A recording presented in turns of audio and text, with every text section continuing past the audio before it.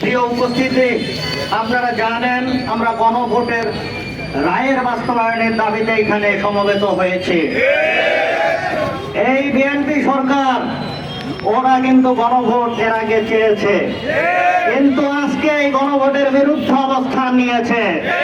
তারা সংসদে বিরোধী দলীয় নেতা কর্মীকে বিভিন্ন বই পড়তে বলে, কিন্তু বইয়ের নাম সঠিকভাবে বলতে পারে না।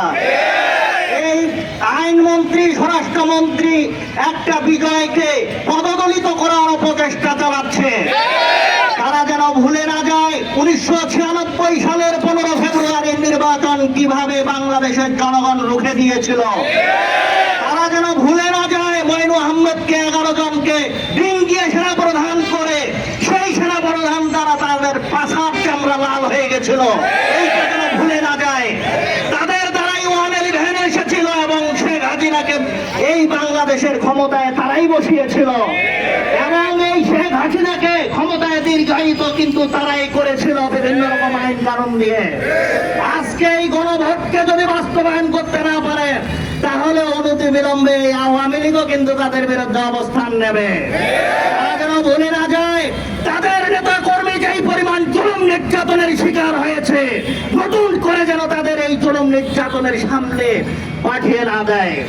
তারা অনতি বিলম্বে এই গণভোটকে বাস্তবায়ন যেন করে, জুলাই সনদের বাস্তবায়ন করে বাংলাদেশের জনগণ 70% জনগণ যেই রায় দিয়েছে সেই রায়ের বাস্তবায়ন যেন করে।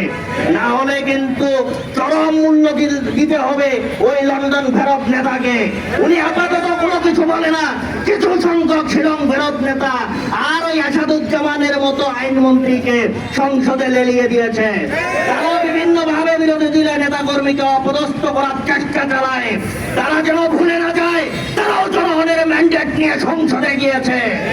তারা স্থানীয় বিভিন্ন প্রশাসনে বিভিন্ন বিরোধী দলীয় নেতা কর্মীকে বাদ দিয়েছে। কথা বলতে গেলে তারা বলে আমাদের উপর থেকে চাপ। তারা যেন ভুলে না যায় পায়ের নিচের চাপ যখন শুরু হবে, তখন ওই জুলাই আন্দোলনের সময় যেইভাবে পালাই যেতে বাধ্য হয়েছে এই বাস্তবায়ন হবে।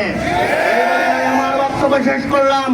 জুলাই সনদের বাস্তবায়ন হতে হবে, গণভোটের বাস্তবায়ন হতে হবে, নচেত বাংলাদেশ থেকে শিলং আর লন্ডনে ফেরত যেতে হবে ইনশাআল্লাহ।